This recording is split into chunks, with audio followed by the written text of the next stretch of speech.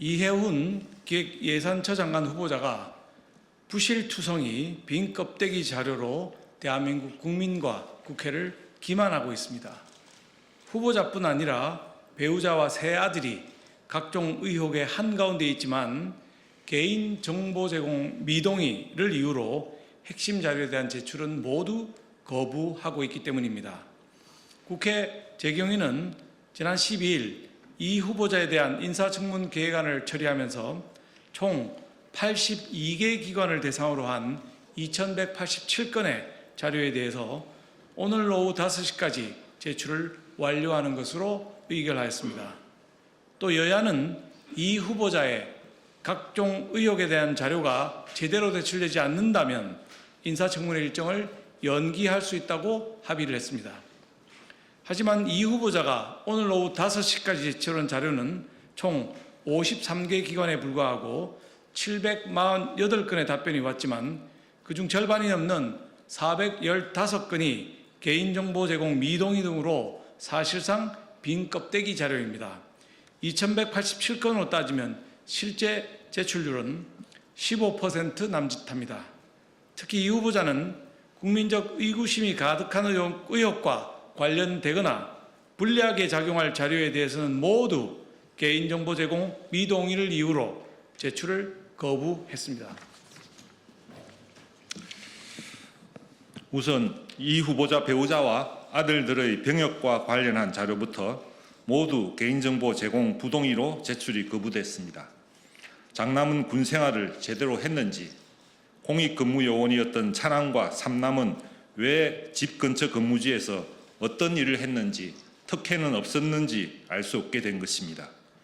특히 방배경찰서에서 공익근무했던 삼남의 경우 정해진 소집 해제일보다 닷새를 더 근무해 징계 의혹이 있었지만 이유가 무엇인지 경찰청은 공개를 거부했습니다.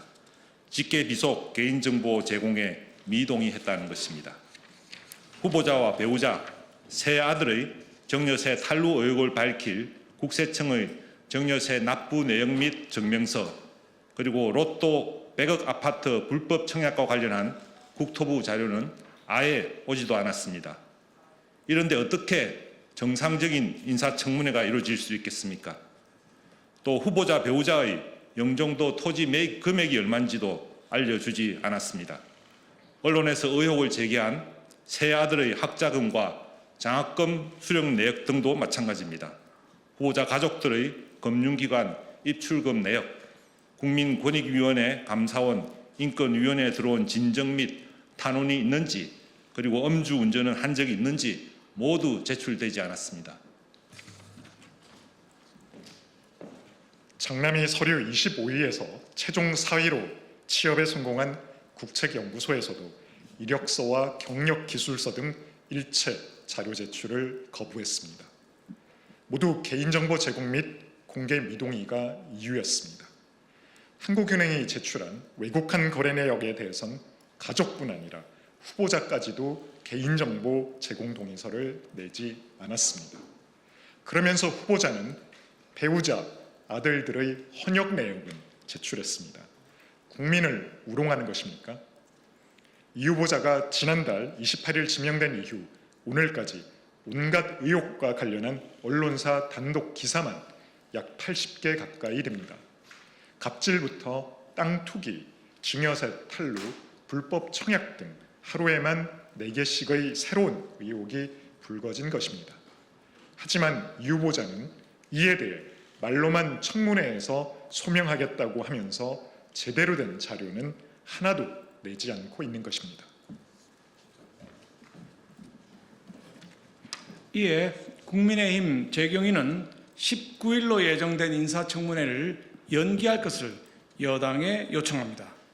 국민의힘은 국민적 의혹과 분노에도 불구하고 개인정보 제공 미동의를 핑계삼아 19일 인사청문회 하루만 버티자는 후안무치한 후보자의 태도를 용납하지 않을 것입니다.